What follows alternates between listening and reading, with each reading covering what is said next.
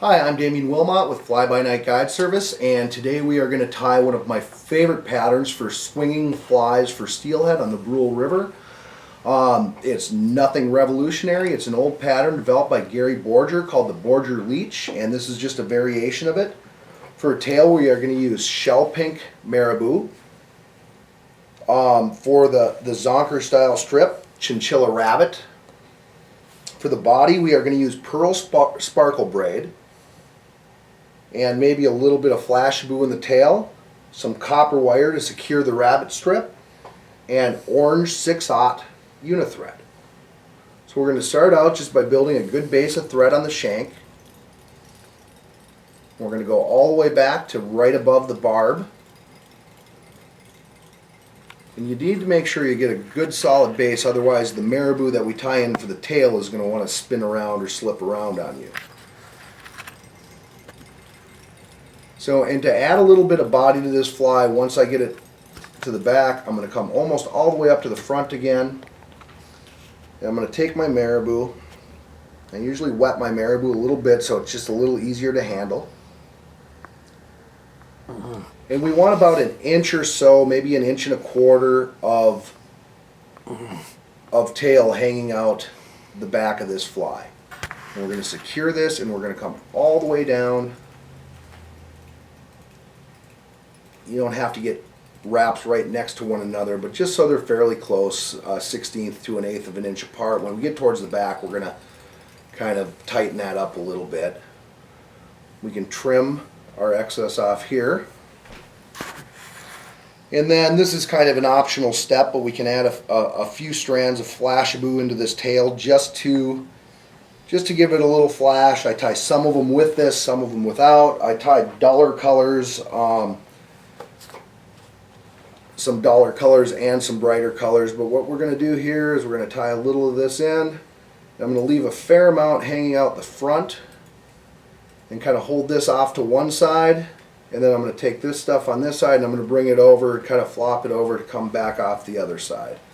So you got a little bit of flash on each side of the tail. You can see we're sticking out quite a bit past the marabou, so you can just come in and trim that up a little bit if you'd like. The next thing we're going to add is a little bit of copper wire, and this is more to just secure the rabbit strip down the length of the hook than anything. You can add weight to this fly. You can put some lead wire. You can put a cone head on it.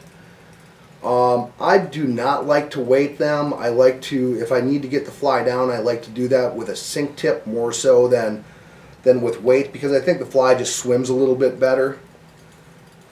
So once we get the wire secure, we're going to secure a little bit of our sparkle braid in there.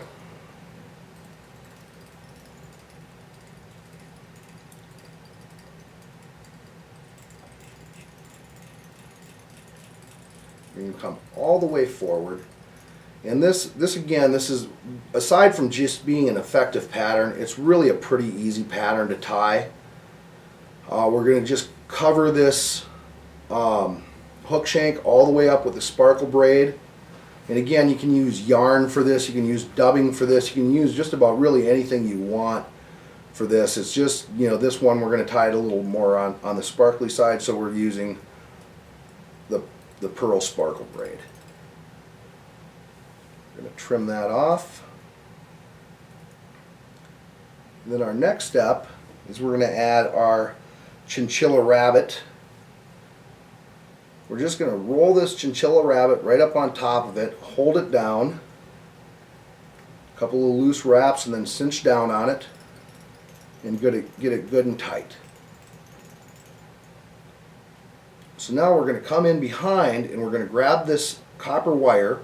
We're going to separate the fur forward right at the base where the copper wire is tied in. We're going to come right over the top of that and secure that down. And we are just going to spiral this forward. You get a couple of wraps around the back here so it doesn't want to spin. You're going to use your fingers to pull that hair back up so you're not pulling that hair over the side. And as you go forward, you just kind of separate out to where the next revolution of copper wire is going to go. And before you pull it too tight, make sure you pull those hairs up so they're not pulled down over the side of the fly.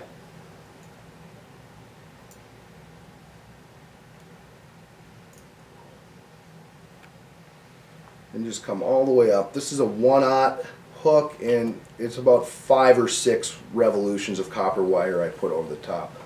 Once you get up, just tie that down.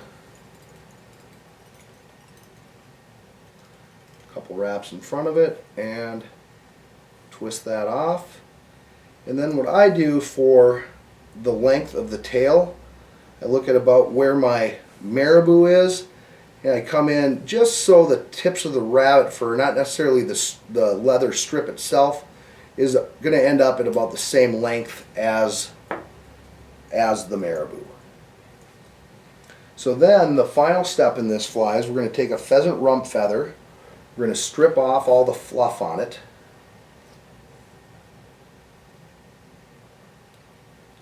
and then we're going to grab this right up here by the tip and we're going to fold these fibers backwards and get it so it's nice and even.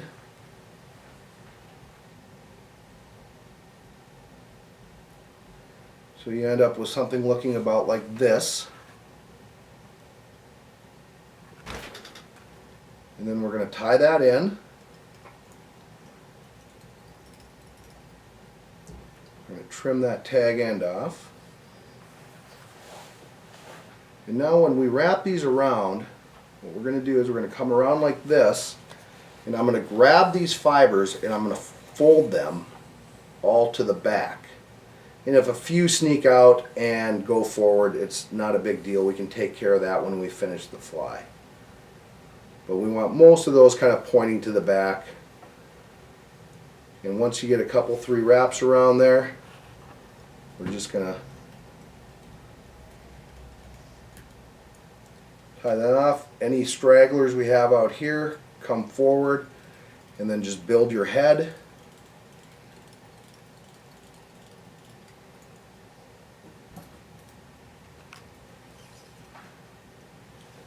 Whip finish. Add a drop of cement or Zap-A-Gap on there if you like. And that's it. And again, a simple pattern, something that doesn't take a lot of time to tie, but is very effective. This is one of my favorite color combinations. I also tie it with black and purple, and I tie it in grays and tans and all kinds of different stuff. But for Brule River Steelhead, this has really become about my favorite color combination.